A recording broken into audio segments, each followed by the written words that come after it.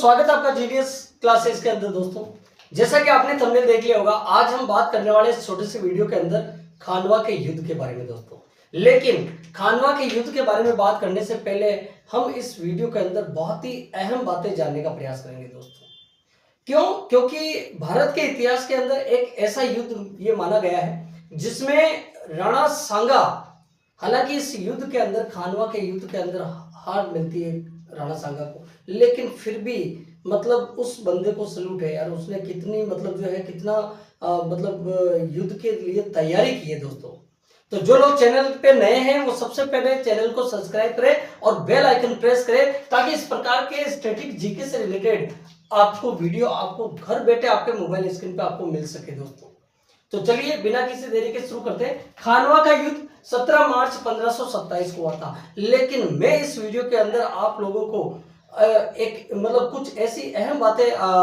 जो बताने वाला हूं दोस्तों, जो किसी पब्लिकेशन में या किसी बुक के अंदर आपको नहीं देखने को मिलेगी। जो लोग बीएसटीसी की एग्जाम की तैयारी कर रहे हैं, जो लोग आरपीसी के जो भी एग्जाम है, चाहे वो एसएससी जीडी के एग्जाम हो या कांस्टेबल हो या फिर रिट या फिर सेकंड ग्रेड के एग्जाम हो, स्टैटिक जीके से रिलेटेड यहाँ से क्वेश्चन पूछे जाते हैं। दोस्तों, तो देखिए, बात उस समय की है जब दिल्ली सल्तनत का जो मुख्य सम्राट जो था वो कौन था। दोस्तों, दिल्ली सल्तनत का जो मुखिया एकमात्र जो राजा था वो था इब्राहिम लोदी। दोस्तों, ठीक है ना, एकमात्र एक ऐसा राजा जो दिल्ली की सल्तनत का उस समय प्रतिनिधित्व कर रहा था, इब्राहिम लोदी। दोस्तों, अब इब्राहिम लोदी के साथ भी बहुत बड़ा धोखा होता है क्योंकि इसके दो चाचा थे, एक था आलम खान लोदी और दूसरा था दौलत खान लोदी।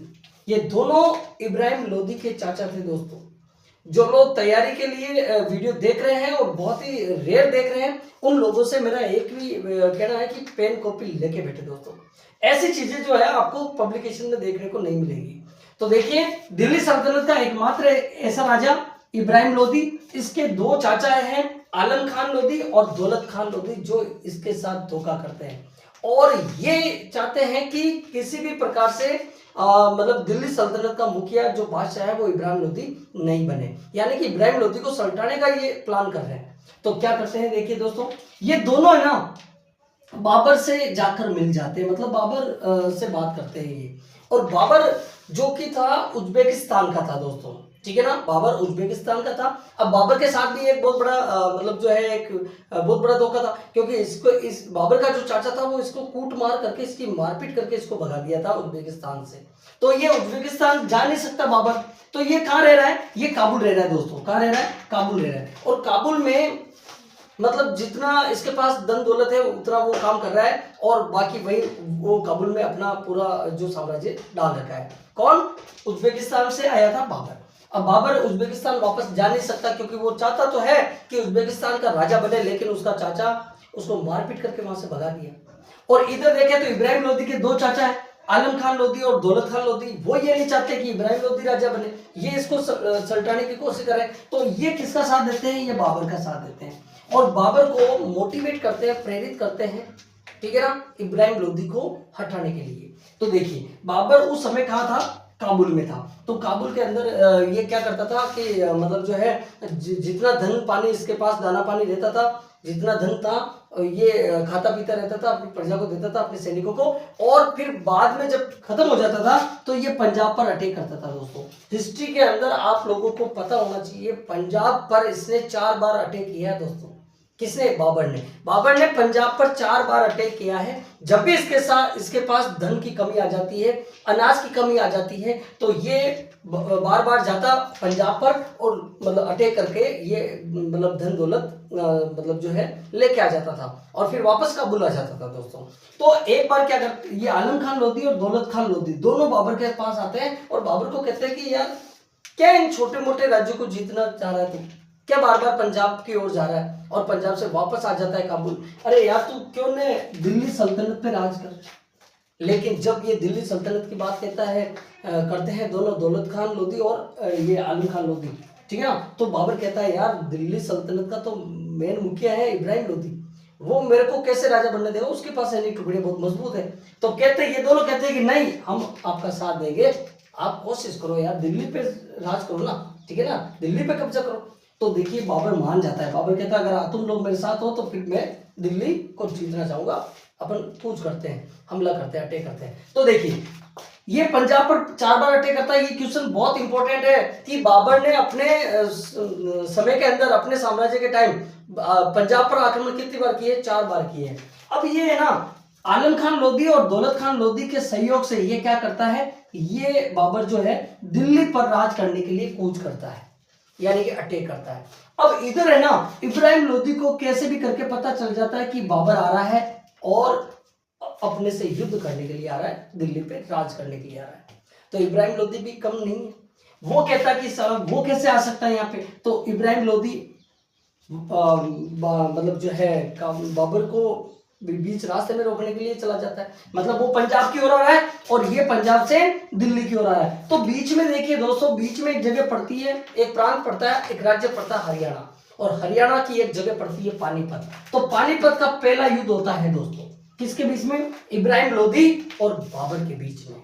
बाबर के पीछे कौन खड़े हैं? इब्राहिम लोधी के ही 2 चाचा जो उसके साथ गद्दारी कर रहे हैं, आलम खान लोधी और दौलत खान लोधी। ठीक है ना दोस्तों। अब बाबर सोच रहा है कि ये मेरे दोनों साथ हैं, और वास्तविकता ये है कि ये दोनों वास्तव में बाबर का साथ देते हैं, इसलिए बेचारा इब्राहिम लोधी युद्ध के अंदर मारा जाता है। पानीपत के प्रथम युद्ध के अंदर 1526 के अंदर पानीपत का पहला युद्ध होता है, जगह पड़ती है हरियाणा राज्य के अंदर, और उसमें इब्राहिम लोधी काम आ जाता है। ठीक है ना। इब्राहिम लोधी जो सल्तनत काल का मुख्य राजा था। अरे देखिए मैं आपको एक चीज बताता हूँ, बहुत इंपॉर्टेंट चीज बता रहा हूँ। जो सल्तनत का मुख्य राजा होता था ना, वो कभी युद्ध के लिए नहीं जाता, वो पीछे से डिटेक्ट करता, वो अपनी सेनापति को भेजता, अपनी सेना को भेजता। लेकिन बेचारा करे क्या, इसके 2 मुख्य सेनापति जो इसके खुद के चाचा थे, वो किससे मिल गए? बाबर से मिल गए। तो अब ये क्या करे बेचारा। ठीक है ना, समझ रहे हो मेरी बात। अब क्या होता है कि इब्राहिम लोधी मारा जाता है। अब इब्राहिम लोधी मारा जाता है तो दिल्ली पर किसका राज हो जाता है? बाबर का राज हो जाता है। अब बाबर का पलड़ा भारी हो जाता है। बाबर कॉन्फिडेंस से इतना भर जाता है कि वो ये सोचता है कि यार अब तो मेरे पास, मतलब मेरे साथ कुछ ऐसे लोग हैं जो मेरी सैनिक टुकड़े काफी मजबूत है और मैं कहीं भी राज कर सकता हूँ। तो ऐसे करके बाबर जो है दिल्ली में इतना धन, दिल्ली पर राज करता, तो दिल्ली में इतना धन बटोरता है दोस्तों कि वो काबुल है ना, काबुल की प्रत्येक जनता के लिए चांदी के सिक्के बंटवाता है। ये बात बहुत रेयर है, पब्लिकेशन में आपको नहीं मिलने वाली है कि दिल्ली जीतने के बाद बाबर के पास इतना धन इकट्ठा हो जाता है कि वो काबुल की जनता को चांदी के सिक्के बंटवाता है। और अपनी पुस्तक, याद रखना बहुत इंपॉर्टेंट चीज है, बाबर की एक पुस्तक थी जिसका नाम था बाबरनामा। बाबर की एक पुस्तक थी जिसका नाम था बाबरनामा। बाबरनामा के अंदर ये कहता है कि अब मैं काबुल की गरीबी नहीं देखना चाहता, क्योंकि दिल्ली पर कूच करने के बाद में जीत मिलती है, और वो दिल्ली की जीत के बाद इतना कॉन्फिडेंट हो जाता है, वो कहता है कि अब मैं काबुल के लोगों को गरीबी से नहीं मरने दूंगा। ये बात किसमें लिखी है? बाबरनामा, जो बाबर की खुद की पुस्तक है दोस्तों। अब इसके साथ साथ ये आगरा पर भी कब्जा कर लेता है। तो दिल्ली और आगरा पर कब्जा किसका हो जाता है? बाबर का हो जाता है। तो पलड़ा काफी भारी हो जाता है दोस्तों, बाबर की सेना काफी मजबूत हो जाती है। अभी अपन खानवा के युद्ध की बात नहीं कर रहे हैं। खानवा का युद्ध एक भारतीय इतिहास का सबसे बड़ा निर्णायक युद्ध था, लेकिन इससे पहले भी कुछ ऐसे युद्ध हुए जिनसे बाबर का पलड़ा भारी हुआ दोस्तों। मुगल साम्राज्य की नींव रखने का जो मेन तथ्य था वो आता है दिल्ली सल्तनत के इब्राहिम लोधी की मृत्यु के बाद। ठीक है ना। अब इधर क्या होता है, क्योंकि इब्राहिम लोधी के चाचा ही इनके साथ गद्दारी कर देते हैं, वरना बाबर की हिम्मत नहीं है कि वो दिल्ली पर राज करे। ठीक है ना दोस्तों। अब क्या होता है देखिए, अब बाबर का इतना कॉन्फिडेंस बढ़ जाता है कि वो क्या सोचता है, राजस्थान की ओर मुंह करता है, क्योंकि उसको पता हो जाता है कि मेरे पास सैनिक टुकड़ियां काफी मजबूत है और मैं अब जो चीज चाहूं वो जीत सकता हूं। तो ये राजस्थान की ओर रुख अपनाता है, और राजस्थान की ओर रुख अपना करके ये बयाना दुर्ग को टारगेट करना चाहता है। कौन? बाबर। मेरी बातों को ध्यान से सुनना वीडियो के अंदर दोस्तों, बहुत इंपॉर्टेंट चीजें मैं आपको बताने वाला हूं। अब ये बाबर सोचता है कि मैं बयाना दुर्ग को जीत लूंगा और राजस्थान के अंदर अटैक करके मतलब वहां अपना साम्राज्य एम्पायर को इंक्रीज करूंगा। लेकिन जैसे बयाना की बात राणा सांगा को पता पड़ती है, तो राणा सांगा कहता है कि नहीं बाबर, तू तेरे दिल्ली आगरा पे ही राज्य कर। ठीक है ना, इधर तो आने का सोचना भी मत, क्योंकि राणा सांगा एक ऐसा योद्धा है यार दोस्तों, जिसके लिए आपने इतिहास में पढ़ा होगा, एक आंख नहीं थी उसकी, एक हाथ नहीं था, एक पाँव भी नहीं था और ऐसा मान्यता है कि एक कान भी नहीं था उसके, मतलब पूरा 80 घावों से लदा एक ऐसा योद्धा, लेकिन फिर भी उसके अंदर युद्ध की इतनी जिज्ञासा, ठीक है ना, एक पूरा पैरालाइज उसकी बॉडी यार, फिर भी उसने बाबर का पूरा मतलब जो है डट कर सामना किया दोस्तों। तो राणा सांगा ने कहा कि नहीं, तू तेरे दिल्ली आगरा पे ही राज कर, राजस्थान की ओर और मुख्य रूप से बयाना की ओर तो तू टारगेट मत कर, वरना मेरे से बुरा कोई नहीं होगा। अब क्या होता है कि फिर भी बाबर जो है बयाना दुर्ग को जीतने के लिए कूच करता है। तो बयाना दुर्ग जो है उस समय बाबर के मेहंदी ख्वाजा और सुल्तान मिर्जा, इन दो को सौंप रखा था बयाना दुर्ग। तो बाबर की ओर से बयाना दुर्ग के लिए जो लड़ाई होती है उसमें सहयोग कौन करता है, बाबर की ओर से कौन लड़ता है, मेहंदी ख्वाजा और दूसरा सुल्तान मिर्जा। और ये बयाना का युद्ध कहलाता है दोस्तों। बयाना भी आगरा के कुछ पास की जगह है, ठीक है ना। और बयाना का युद्ध पड़ता है दोस्तों 16 फरवरी 1527 को। 1526 में पानीपत का प्रथम युद्ध होता है। उसके बाद में इसका कॉन्फिडेंस बढ़ जाता है, बाबर राजस्थान की ओर अटैक करता है और बयाना दुर्ग को टारगेट करता है। बयाना का युद्ध होता है दोस्तों। तो बयाना का युद्ध जो होता है वो 16 फरवरी 1527 को होता है। याद रखना बहुत इंपॉर्टेंट चीज है, किन किन के बीच होता है, तो बाबर और राणा सांगा के बीच होता है। बाबर की ओर से लड़ने वाले मिर्जा सुल्तान, भाई सुल्तान मिर्जा और मेहंदी ख्वाजा आते हैं, लेकिन राणा सांगा इनको इतना बुरी तरह पीटता है, इनको बुरी तरह हराता है दोस्तों। राणा सांगा इस युद्ध को जीत लेता है। अब क्या होता है, ऐसी बात आती है सामने कि जब बयाना का युद्ध बाबर हार जाता है, उसके दो मुख्य सेनापति हार जाते हैं और मुगल सेना भागती है, तो अपना एक वाद्य यंत्र छोड़कर चली जाती है। जो इस्लामिक धर्म के अंदर जो मुख्य उनका त्योहार होता है मोहर्रम, उस पर बजाया जाने वाला वाद्य यंत्र यानी कि ताशा को छोड़कर भाग जाते हैं। मुगल क्या छोड़ के भाग जाते हैं, हार के बाद जैसे भागते हुए जो मुगल सेना होती है वो अपना ताशा वाद्य यंत्र छोड़ के चली जाती है। मेवाड़ उस ताशा वाद्य यंत्र को अपने कब्जे में कर लेता है। अब ताशा जो यंत्र है वो मेवाड़ वाले राजा अपने कब्जे में कर लेते हैं। अब क्या होता है, अब राणा सांगा को आगरा जीतने के लिए महमूद लोदी, अब महमूद लोदी देखिए, फिर यहाँ पे देखिए दुश्मन का मतलब जो है एक तरह से दूसरे दुश्मन का साथ दे रहा है। अब इब्राहिम लोदी के ही मतलब जो है रिश्तेदार के अंदर यानी कि महमूद लोदी जो है वो राणा सांगा को आगरा जीतने के लिए प्रेरित करते हैं। मतलब वो राणा सांगा को सहयोग कर रहे हैं कि आप आगरा पर कूच करें और बाबर को हराएं दोस्तों, ठीक है ना। अब क्या होता है, राणा सांगा ये मानता है कि तू अगर नहीं बोलता मेरे को तो भी मैं बाबर को इधर मुंह नहीं करने देता, ठीक है ना। तो होता क्या है कि जब राणा सांगा को आगरा जीतने के लिए महमूद लोदी सहयोग करता है, मोटिवेट करता है, तो फिर देखिए एक जगह पड़ती है खानवा, ठीक है ना, एक जगह पड़ती है खानवा। अब खानवा जब ये जगह पड़ती है तो वहां पर बाबर जो है आगे बढ़ता है और उधर राणा सांगा के साथ में इसका युद्ध छिड़ता है, उसे हम कहते हैं खानवा का युद्ध दोस्तों। तो मैंने जो टॉपिक अपना है अब शुरू होता है। तो खानवा का युद्ध छिड़ता है 17 मार्च 1527 को। याद रखना दोस्तों, बहुत इंपॉर्टेंट चीज है, डेट मस्ट बी कंपल्सरी है आपको याद करने के लिए, ठीक है ना। हिस्ट्री के अंदर डेट बहुत इंपॉर्टेंट रोल अदा करती है। तो खानवा का युद्ध कब होता है, 17 मार्च 1527। अब देखना ये बड़ा निर्णायक युद्ध था दोस्तों। एक ऐसा योद्धा यार जिसके पास एक पाँव नहीं है, जिसके पास एक हाथ नहीं है, जिसके पास एक आंख नहीं है, एक कान नहीं है और पूरी बॉडी पैरालाइज है, लेकिन फिर भी वो डट कर खड़ा है यार। एक ऐसे मतलब मुगल सम्राट के सामने जिसके पास बहुत बड़ी सेना है, फिर भी वो डर नहीं रहा है, ठीक है ना। तो हमारा ये खानवा का युद्ध जब छिड़ता है 17 मार्च 1527 को, तो राणा सांगा जो है राजस्थान के अपने कुछ नजदीकी राजाओं को मैसेज करता है कि आप मेरा सहयोग करें अपने प्रांत को, मेवाड़ को बचाने के लिए, ठीक है ना। तो देखिए किन किन को सहयोग मांगता है ये राणा सांगा, किन के पास अपनी मतलब जो है अपना संदेश भेजता है, पृथ्वीराज के साथ सामने, पृथ्वीराज को अपना सहयोग के लिए अर्जी भेजता है।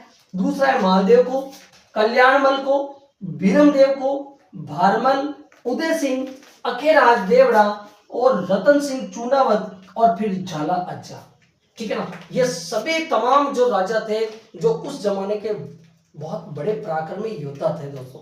ये किनका सहयोग करते हैं, ये राणा सांगा का सहयोग करते हैं। झाला अज्जा जो है वो राणा का पूरा स्वरूप धारण करता है और युद्ध करता है। ये राजपुताने के अंदर ये बहुत बड़ी विशेषता है। महाराणा प्रताप के साथ भी ऐसा हुआ था, ठीक है ना। तो बीदा लड़ा था उस समय, ठीक है ना। तो कहने का मतलब क्या है कि जब कोई युद्ध के अंदर जो राणा है वो अगर घायल हो जाता है तो उसका मुख्य सेनापति, उसका साथ देने वाला, वो उसका रूप धारण करता है, युद्ध करता है, ठीक है ना। तो ऐसी मान्यता है कि जब खानवा का युद्ध छिड़ा 1527 के अंदर 17 मार्च, तो पृथ्वीराज, महादेव, कल्याणमल, बीरमदेव, भारमल, उदय सिंह, अखिराज देवड़ा और रतन सिंह चुंडावत और झाला अज्जा ये सहयोग करते हैं किसका? राणा सांगा का। लेकिन दुर्भाग्य से, अरे भाई देखो इधर क्या है, बाबर के पास तोपे थी। एक पहला मुगल साम्राज्य का बादशाह जिसने तोपे सबसे पहले अपने युद्ध के अंदर प्रस्तुत की दोस्तों, और तोपे बड़ी बड़ी तोपे थी दोस्तों। तो अब इधर ये राणा सांगा वगैरह ये हाथी पे बैठे थे, अब तोपे बड़ी थी तो तोपे से जैसे गोले दागे जाते थे ना, धमाका होता था। तो यार वो हाथी क्या है, जानवर, वो डर जाता था बेचारा, तो हाथी इधर उधर भागने लगे, तो सेना भी बड़ी भ्रमित हो गई, ठीक है ना। हालांकि ध्यान देना, बाबर के साथ भी सेना एक बार तो मना कर दिया उसने, जब युद्ध के लिए, खानवा के युद्ध के लिए बाबर ने सेना को आगे किया ना, तो सेना बोलने लगी, क्या बात करने लगी कि यार आप लोग किसकी बात कर रहे हो, आप किसके लिए लड़ रहे हो, आप तो स्वार्थी हो, आप तो हमेशा मदिरा सेवन में रहते हो। बाबर के लिए ऐसा कहा जाता है कि बाबर और जहांगीर ये बहुत बड़े नशेड़ी थे दोस्तों। ये दो मुगल बादशाह थे ना, ये ऐसे नशेड़ी थे, बिल्कुल दिन और रात ये दारू पीते थे दोस्तों, बहुत ज्यादा नशेड़ी थे, ठीक है ना। तो बाबर बड़ा समझदार था, उसने सोचा कि यार अपनी सेना भटक जाएगी, तो उसने क्या किया, उसने अपनी सेना को बुला करके भाषण देना शुरू कर दिया। और उस समय भी ऐसा माना जाता है कि उसके हाथ में मदिरा का एक पेग था दोस्तों। तो बाबर ने अपने सैनिकों को समझाया कि आप क्या चाहते हो, मैं वैसा ही करूंगा। तो सेना ने बोला कि आप हमेशा मदिरा सेवन करते हो, या तो आपको हमारा साथ देना है, युद्ध करना है, तो इसको त्याग करना पड़ेगा। तो उसने कसम खा ली कि मैं आज के बाद मदिरा सेवन नहीं करूंगा। दूसरी बात, एक और फौजी था बाबर की सेना में, तो उसने कहा था कि एक और बात सुन लीजिएगा, आप इस्लामिक धर्म को मानते हैं और आप मतलब जो मुगल सम्राट होकर के मुगलों के बिजनेस पे भी आप कर लगाते हो, तमागा। एक कौन सा करता था दोस्तों? तमागा। तमागा एक कर हुआ करता था जो मुगल बादशाह ये बाबर मुगल बिजनेसमैन से लेता था। तो उसने कहा कि मैं आज के बाद ये तमागा भी नहीं लूंगा और मदिरा का सेवन भी नहीं करूंगा।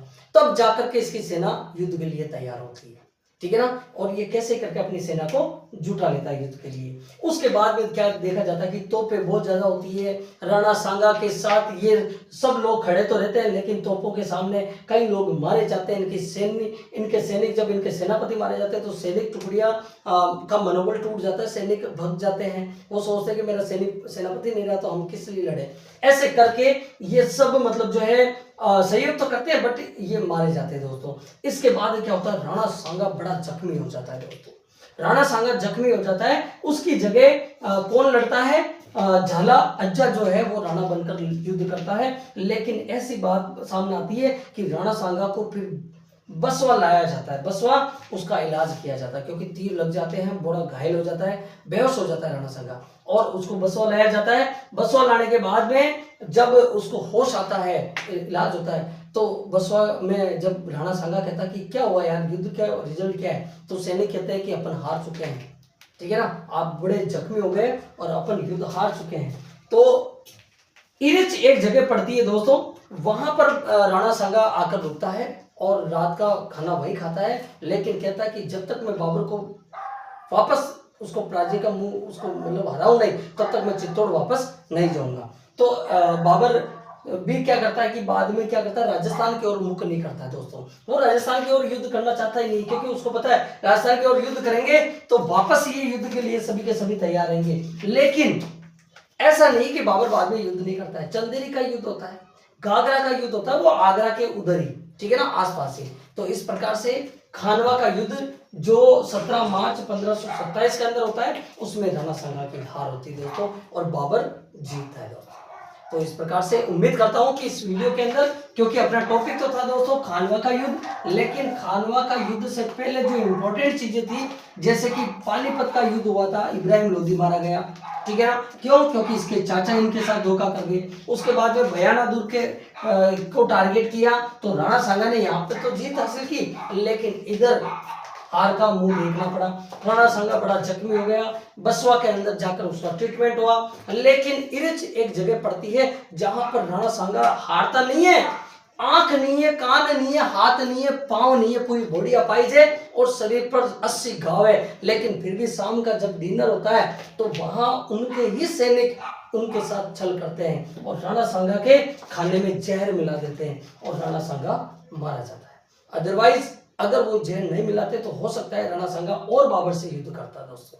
तो अगर वीडियो अच्छा लगा तो लाइक और शेयर करें और कमेंट करें कि आपको और किस प्रकार के इंपॉर्टेंट वीडियो आपको रिकमेंड होते हैं दोस्तों। ठीक है ना, तो मिलेंगे इसी प्रकार इंपॉर्टेंट वीडियो के साथ, तब तक के लिए बाय, थैंक्स, टेक केयर।